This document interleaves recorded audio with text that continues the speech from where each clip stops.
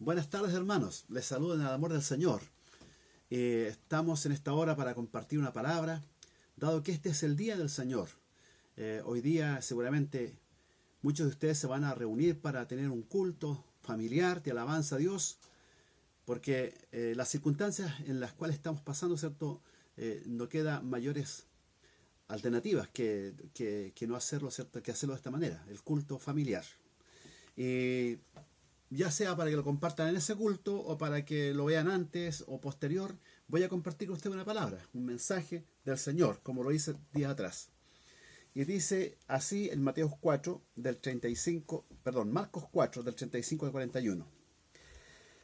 Aquel día, cuando llegó la noche, les dijo: pasemos al otro lado. Y despidiendo a la multitud, le tomaron como estaba en la barca. Y había también con él otras barcas. Pero se levantó una gran tormenta o tempestad de viento y echaba las olas en la barca, de tal manera que ya se anegaba.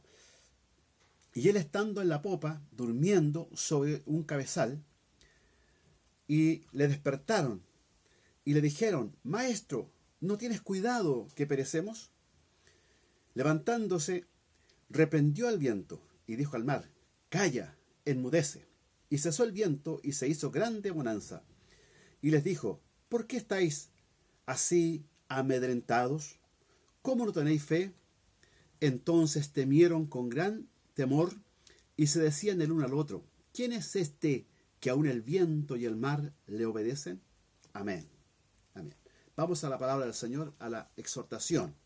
He titulado este mensaje: Solo Jesús puede calmar la tempestad. Esta palabra está basada en un hecho ocurrido, ¿cierto?, en el mar de Galilea. Después que Jesús estuvo enseñando a las orillas del mar, probablemente ahí en la zona de Capernaum, que quedaba en la zona occidental del mar, de una hermosa enseñanza, parábolas que anteriormente se relatan. Y después de esto, después de haber compartido la palabra con la multitud, toman la decisión, o él más bien toma la decisión, de ir con sus discípulos al otro lado del mar. Esto es, ¿cierto?, hacia la zona de Gadara, que queda en el lado oriental del mar de Galilea. La palabra de Dios aquí nos habla de esta cruzada del mar, que no fue exenta de dificultades. Y de hecho hubo una gran tempestad que vemos, ¿cierto?, que anegaba la barca. Y también vemos cómo el Señor actuó frente a esa tempestad, a ese problema, y cómo también actuaron los discípulos. ¿Cuál fue la reacción de ellos? Pero aquí, ¿cierto?, parte la palabra de Dios diciendo que en aquel día, cuando llegó la noche, les dijo: pasemos al otro lado. O sea, aquí el que da la orden es Cristo. Jesús le dice a sus discípulos: pasemos al otro lado. Es una orden. Esto significa que si queremos pasar la tempestad, si queremos pasar el mar con la ayuda de Él y en victoria, debemos someternos a su orden. La orden es: pasemos al otro lado. Esta orden, ¿cierto?, era clara. Señalaba un camino, señalaba una ruta y señalaba también un destino. El Señor nos ha señalado el camino en su palabra. Nos ha señalado cómo debemos caminar en el Evangelio, cómo debemos andar conforme a su voluntad. Nosotros como iglesia estamos en la barca cruzando el mar, que es el mundo, que es la vida misma, ¿cierto?, que nos somete a veces a prueba. Entonces el Señor dice: pero esta cruzada tiene una ruta y también tiene un destino. Y el destino, ¿cierto?, para ellos era Gadara. Para nosotros nuestro destino es estar un día en la presencia del Señor. La palabra de Dios está llena de órdenes y de mandamientos que Cristo nos ha dado en su palabra. Si queremos hacer la voluntad de Dios, tenemos que someternos a esos mandamientos. Tenemos que hacer su voluntad. Tenemos que revisarnos cada día, cada momento, si estamos en la voluntad de Dios, si la estamos cumpliendo, si estamos obedeciendo sus mandamientos. Pese a que en estos tiempos no hay culto, pero ustedes entenderán que no solamente en el culto está la presencia de Dios. No solamente en el templo donde nos reunimos está la presencia de Dios. El Señor está en todas partes. Y Él, su presencia sigue con nosotros en este tiempo, en nuestros hogares, en nuestro quehacer cotidiano, aún en ese encierro que muchas veces algunos tendrán. Allí está la presencia del Señor. Y Él está viendo nuestra vida y está esperando obediencia de parte de nosotros para hacer su voluntad y cumplir su orden, cumplir su mandato. Luego dice que, despedida la multitud, le tomaron como estaba en la barca, y había también con él otras barcas. O sea, Jesús subió a la barca de los discípulos. Esto también nos entrega una enseñanza espiritual. Dejemos que Él entre a nuestra barca. Porque si Él está en nuestra barca, no tendremos por qué temer, no tendremos por qué estar preocupados, tristes, desesperados, porque Él está en nuestra barca. Nuestra barca es nuestra vida. Y si Él está en la barca, Él está en nuestra vida, tendremos la seguridad de que Él va con nosotros, como Él lo ha prometido, que estaría con nosotros todos los días hasta el fin del mundo. Habían otras barcas también allí, sin duda que habían otras barcas, pero Jesús subió a la barca de sus discípulos, que es su iglesia. Él está en medio de su iglesia, Él está en medio de su pueblo. Por eso es que la iglesia tiene otra actitud frente a la tormenta, frente a las pruebas, porque Cristo está en medio de su pueblo. Amados hermanos, habían otras barcas. Jesús también quiere entrar en esas otras barcas.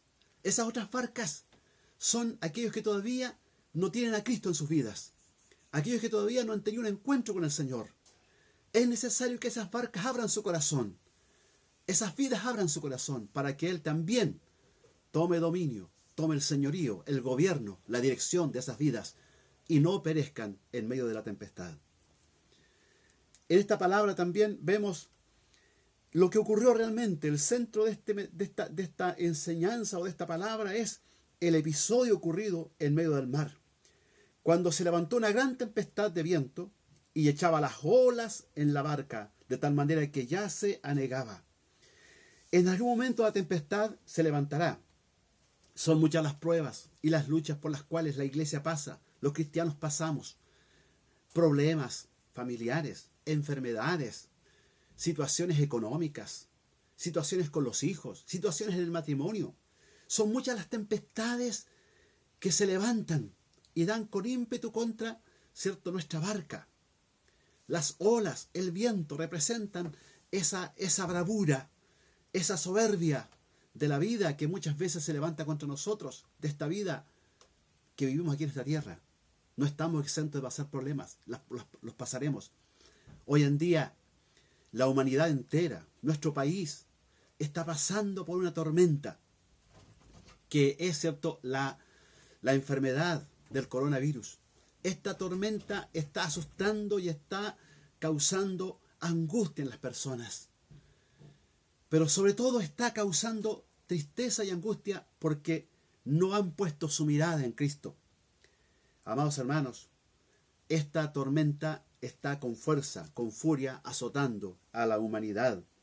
¿Cuántas veces estas tempestades pueden causar un naufragio? Como aquí ocurría, ¿cierto? Dice que ya se anegaba la barca, que ya se hundía. A lo mejor muchas otras de las barcas que estaban allí perecieron, se hundieron. No sabemos, no dice el relato bíblico, pero quizás puede haber ocurrido. Eso pasa cuando Cristo no está en la vida de las personas. Hay fracasos, hay un final triste. Esta barca se está hundiendo, pese a todos los esfuerzos que hacían los discípulos. Eran expertos ellos en el mar. No estamos frente a personas novatas. Estaba Pedro, que era un pescador. Estaba Andrés, su hermano. Y estaban todos los Jacobo, ¿cierto? Todos esos hombres de mar, expertos en el mar, que sabían, que habían pasado por muchas otras tempestades. Y las habían pasado porque sabían hacerlo. Pero esta tempestad era tan grande que no podían frente a esta tempestad. Hoy en día, quizás la gente confía en el hombre, confía en lo que puede hacer el gobierno, confía en lo que puede hacer el ministro de salud, que sin duda son personas por las cuales tenemos que orar y que tienen una responsabilidad muy grande en el país. Pero, amados hermanos, no es el hombre el que salva, no es el hombre el que va a solucionar este problema. Toda la autoridad y el poder está en las manos de Cristo. Él fue el que calmó la tempestad. Pero, ¿qué pasaba con Jesús en ese momento? Dice que, y él estaba en la popa durmiendo sobre un cabezal. Allí estaba. Cuando Jesús aparentemente duerme, la pregunta es, ¿estaba Jesús durmiendo en ese momento? No sabemos. Pero él era un ser humano como todos los demás. Claro, era Dios. 100% Dios, pero también 100% hombre. Por lo tanto, él tenía sueño y dormía como todos los demás. Tenía los mismos requerimientos que todos nosotros. Y probablemente venía durmiendo en la barca. Pero, ¿qué pasaba en ese momento? Una tempestad tan grande. ¿A lo mejor seguía durmiendo? No sabemos. A lo mejor él estaba allí esperando qué hacían sus discípulos, cómo se desenvolvían frente a esta tormenta. A veces pareciera que el Señor no nos responde. O parece que el Señor no actúa. Y nosotros queremos que Él actúe, que Él haga algo. Pero a lo mejor no hemos clamado con profundidad. Aquí vemos el clamor, la desesperanza que incluso se apodera de los discípulos. Y le despertaron y dijeron, Maestro, ¿no tienes cuidado que perecemos? Maestro, ¿no tienes cuidado que perecemos? Como que lo culparon a él, de que él, estando ahí, no hacía nada, y ellos hacían todo. Hermanos amados, el Señor tiene todo bajo control, tiene todo bajo gobierno. Ni una paja se mueve si no es su voluntad, ni un cabello de nuestra cabeza perecerá si Él así no lo permite. Él tiene todo bajo dominio. Aunque brame el mundo, aunque brame el demonio con toda su fuerza, ruja el león que anda alrededor nuestro, pero Él tiene todo bajo dominio, porque Él es el Señor. Él es el Señor que tiene autoridad por sobre todas las cosas. Por algo es el Señor. Él es el Señor del universo, el Señor de la creación, el Señor de nuestro cuerpo, el Señor de nuestra vida, el Señor de nuestro ser. Y Él puede detener de un solo chasquido, de una sola orden puede detener esta situación que estamos viviendo. Pero no es que Él estaba desentendiéndose. ¿Cuántas veces esperamos que Él actúe, pero ni siquiera se lo hemos pedido, ni siquiera lo hemos clamado? Y viene la angustia. Maestro, no tienes cuidado que perecemos. La desesperación. Caemos en angustia. Probablemente muchas personas están cayendo en angustia en este tiempo. Pero la iglesia no puede caer en eso. Sí, a veces nos angustiamos igual, a veces nos desesperamos. ¿Cómo desearíamos que hayan cultos nuevamente? Especialmente por aquellos que tienen esa hermosa costumbre de ir al culto. Porque a lo mejor los que no van al culto, a lo mejor les dará lo mismo. O quizás ahora están deseando ir al culto. Ojalá que sea esto un despertar espiritual. Sea esto un despertar espiritual para que esos hermanos, esas personas que han andado así en la parte marginal del Evangelio, allí a medias, con un pie adentro, otro afuera, que voy, que no voy, que sirvo, que no sirvo, ojalá puedan ser este tiempo para que se afirmen en el Señor y puedan valorar el estar en la casa de Dios, alabando al Dios Todopoderoso, que es el Señor de nuestras vidas y que un día demandará razón de lo que hemos hecho en esta vida. Pese a todo, es tiempo de pedir y clamar que Él actúe. Debemos de clamar. Qué hermoso este himno. El autor de este himno que se inspiró en este episodio bíblico. Este himno que dice: Maestro, se encrespan las aguas y ruge la tempestad. Los grandes abismos del cielo se llenan de oscuridad. ¿No ves que aquí perecemos? ¿Puedes dormir así? Cuando el mar agitado nos abre profundo sepulcro aquí. Pero lo hermoso de este himno es el coro. cuando dice que Él puede calmar los vientos, las ondas oirán tu voz, sea la paz. Calman las iras del negro mar. Las luchas del alma las hace cesar. Y así la barquilla do va el Señor, hundirse no puede en el mar traidor. Bendito sea el nombre del Señor. Él está aquí, Él está en nuestra vida. Basta solo una orden. Él se levantó y reprendió al viento y dijo, solamente esto, calla, enmudece. Y dice que enseguida cesó el viento y se hizo grande bonanza. Oh, qué maravilloso es el Señor. Él tiene autoridad por sobre todas las cosas.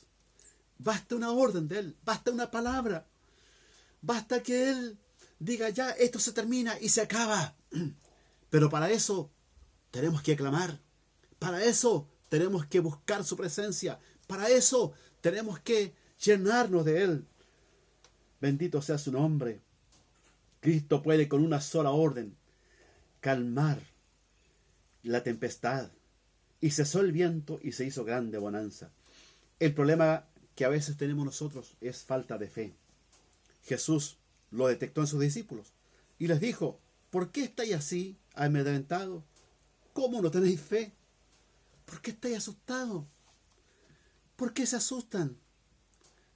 ¿Por qué andan amedrentados?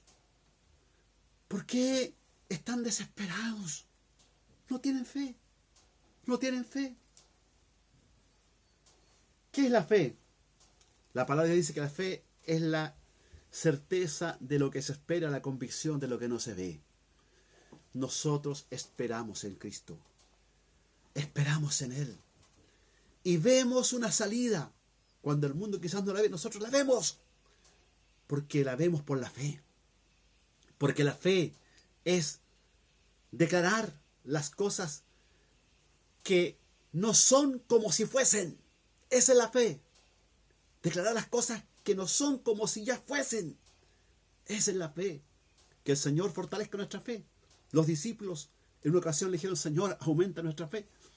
Jesús le dijo, si tuvierais fe como un grano de mostaza, dirías a este monte, trasládate al corazón del mar y lo haría. Entonces, hermanos, no es que necesitamos una fe grande. ¿Sabe qué necesitamos? Simplemente creer en un Dios grande, en un Dios todopoderoso. Una vez, una hermana que es una mujer de fe, siempre declaraba las cosas por fe. Una mujer de experiencia en el Evangelio. Y tenía fe frente a todas las circunstancias. Ella siempre decía, el Señor va a actuar, el Señor va a hacer la obra, el Señor va a sanar, el Señor va a orar. Y alguien le dijo, hermana, usted sí que tiene fe. Qué grande es la fe que tiene usted. Ella le dice, no, mi fe no es grande, mi fe es pequeña. Lo que pasa es que mi fe está puesta en un Dios grande. Porque aunque fuera tu fe como un grano de mostaza, porque es puesta en un Dios grande todopoderoso, que puede hacer milagros en este tiempo, que puede hacer cosas grandes en este tiempo, que puede calmar la tempestad, que puede hacer sanidades, que se puede manifestar con autoridad. Sí, porque este es el tiempo en que Dios quiere manifestarse con autoridad y demostrarle al mundo que Él es un Dios real y todopoderoso. Y para eso está la iglesia, para que sea el medio por el cual Dios se manifieste con su poder. Cristo demuestra que Él tiene autoridad y poder que no tiene límite. Entonces temieron con gran temor, dice, los discípulos, y se decían el uno al otro, ¿quién es este que aún el viento y el mar le obedecen? ¿Quién es este? Ellos habían visto milagros, habían visto que se sanaban los leprosos, habían visto que los ciegos eran abiertos sus ojos, habían visto que los paralíticos eran levantados, habían visto sanidades tremendas, habían visto cosas grandes, habían visto cómo el Señor ordenaba a los espíritus inmundos que salgan de los cuerpos y se iban. Vieron todos esos milagros, pero aún no habían visto esto. Aún no habían visto que aún la tempestad, que aún la creación está sujeta a Él. Sí, amado hermano, sí, amada hermana. La creación está bajo el dominio de Cristo, porque Él la creó. Él creó el viento, Él creó la lluvia, Él creó el agua, Él creó el cielo y la tierra, y todo está sujeto a Él. Él le puso leyes que no serán quebrantadas. Bendito sea su nombre. Oh, Él tiene autoridad, Él tiene poder para echar fuera esta enfermedad que puede estar en los cuerpos. Puede que sean otras enfermedades, porque estamos preocupados solamente de una, pero hay muchas otras más. Este es el tiempo en que el Señor puede hacer milagros en tu vida. Confía en Él. Calmas las iras del negro mar. Las luchas del alma las hace cesar.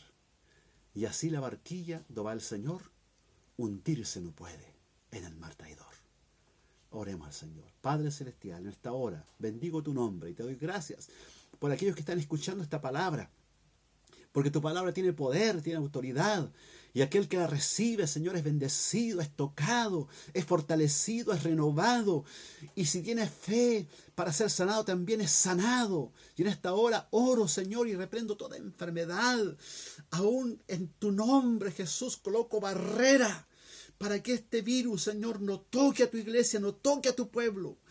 Y si así fuera, para algunos de ellos, sean libres, Señor, y sean sanos, para que tu nombre sea glorificado.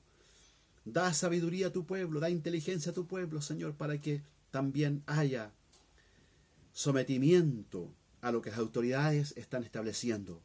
Porque tu palabra también lo dice, que nos debemos someter a toda institución humana.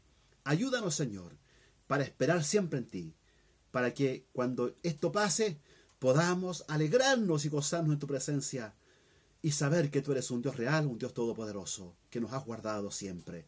En el nombre de Jesús, amén. Dios les bendiga, hermano.